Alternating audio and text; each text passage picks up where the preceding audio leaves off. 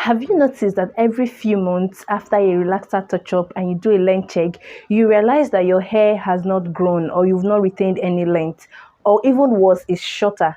Well, that's because your hair is breaking off and it's typically at the tip of your hair.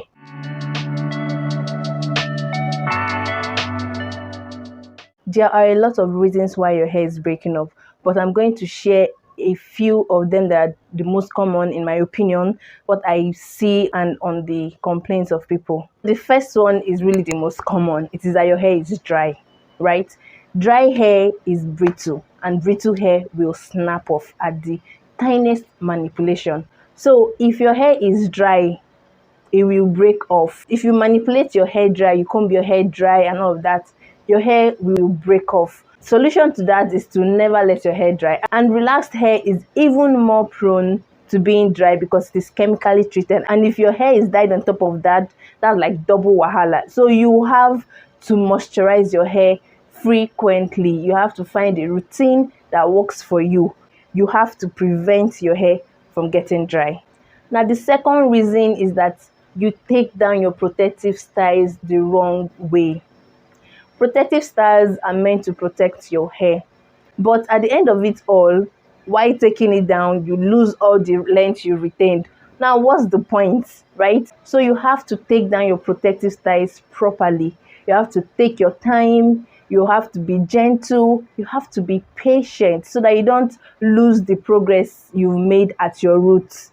You don't lose them from the tip of your hair and lose all the progress you've made with the protective style.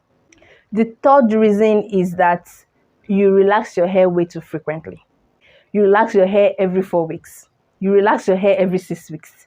4 weeks, 6 weeks is not enough time for your hair to grow enough for overlapping of relaxers not to happen. What I mean is that if your hair has not grown at least an inch, there is a very high chance that you're going to apply relaxer on already relaxed hair, and that is even going to weaken it more, and then it will make it more prone to breakage because overprocessed hair is weak and weak hair will break off.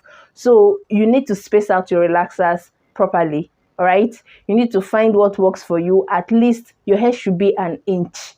Your hair should be at least an inch before you apply relaxer, so you don't overprocess your hair, because it is really important. Overprocessed hair is very thin and fragile and it will break off very easily. The fourth reason is kind of the opposite of the previous point I just made, and it is that you stretch your relaxer application periods way too far. This can be quite controversial because you've probably heard that you need to space your relaxer 6 months, 8 months, so that you accumulate a lot of growth, and then when you relax it, you're going to see massive length and all of that. While that may work for some people, it does not work for everyone. And if it does not work for you, you need to stop doing it. Dealing with two different textures of hair requires premium patience. And if you don't have that, just gotta relax your hair.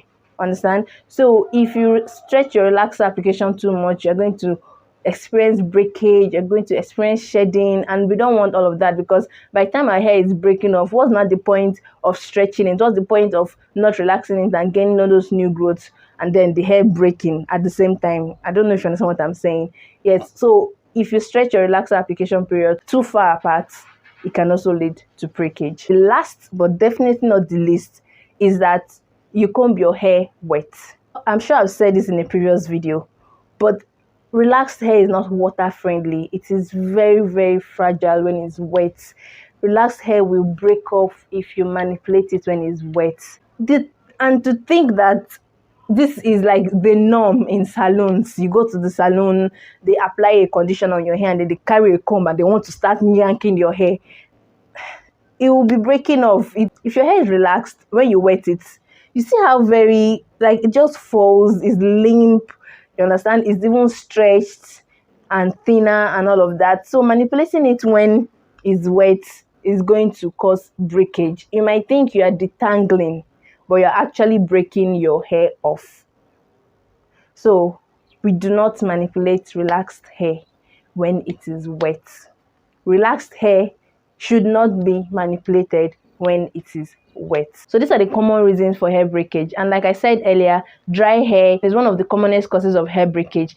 And I have a video where I showed how I moisturize and seal my hair to prevent dryness. You should definitely see that video next. If there are other common reasons of hair breakage that I did not mention in this video, let me know in the comments. Give this video a thumbs up and see you next time.